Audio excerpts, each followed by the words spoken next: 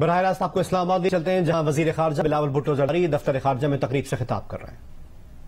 53 degrees centigrade in the province of Sindh, while triggering glacial lake outbursts, floods in our northern areas, home to the largest number of glaciers outside the polar region. The current cycle of super flooding we see today then is part of these extreme weather patterns.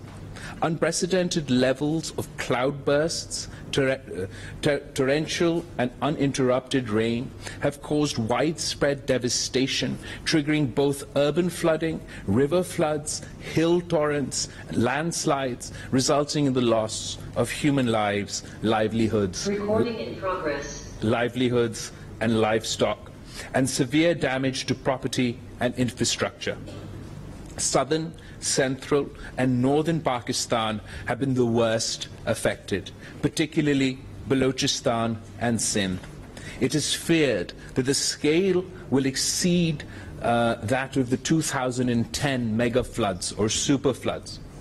Nature is sending us all a new message, and because of its geographical location and a confluence of other vectors, Pakistan has become the ground zero of this century's biggest existential threat, global warming.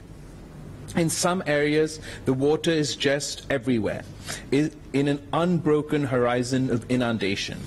72 districts have been declared calamity hit.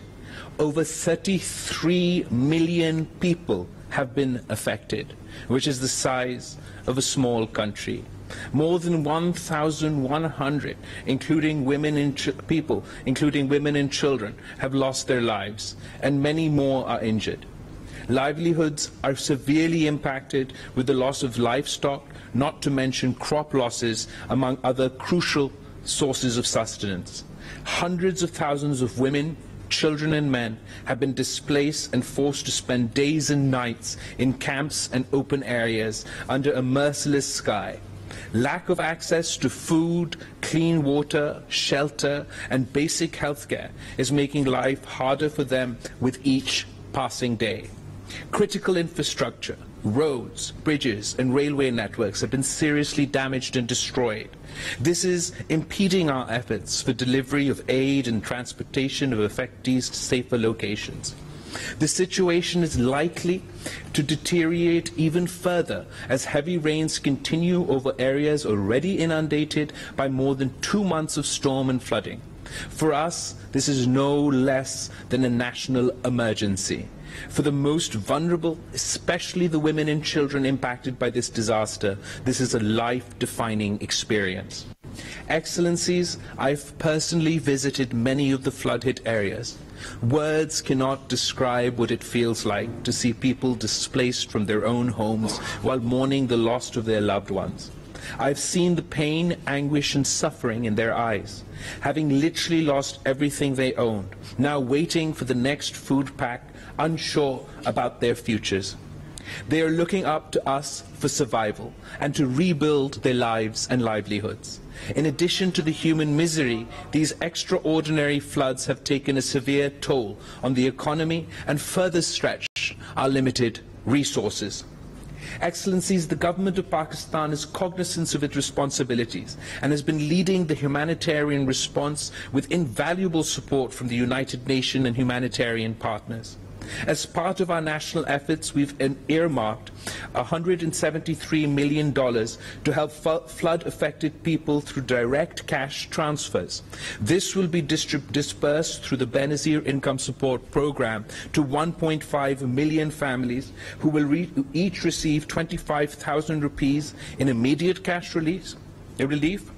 Rupees 5 billion has been allocated to the national disaster management authorities for relief efforts. The government is also providing 1 million rupees in compensation for next of kin of the deceased, 250,000 rupees for injury and for partial damage of houses, 500,000 rupees for destroyed houses. In addition to financial support, food packs, shelter items including tents and water, sanitation and hygiene supplies are also being provided by the national disaster management authorities and the provincial disaster management authorities. The government's efforts are being supported by the Pakistani nation, with people, civil society and humanitarian organizations stepping forward in a big way to complement the relief work with our characteristic generosity and philanthropic spirit. The Prime Minister's Relief Fund 2022 has also been established to facilitate people all over the country and to contribute to the flood relief efforts. Excellencies, but as it is evident, this disaster is colossal in its scale and devastation. It has severely strained, even overwhelmed, both our resources and our capacity. It has left millions vulnerable to health emergencies and a critical lack of basic survival needs. The gap between such needs and the capacity to deliver with speed and scale is crucial at this point. It requires urgent cooperation and support from the international community. We are profoundly grateful for the initial round of spontaneous solidarity and support from so many of our friends and partners around the world. I would like to acknowledge and thank all our friends for the prompt financial support and relief assistance being provided by several countries, as well as the United Nations, World Bank and Asian Development Bank. We are especially grateful to the United Nations resident coordinator and his team for the excellent support that has been extended to us since the onset of this calamity. We need to expand and scale up these efforts and response.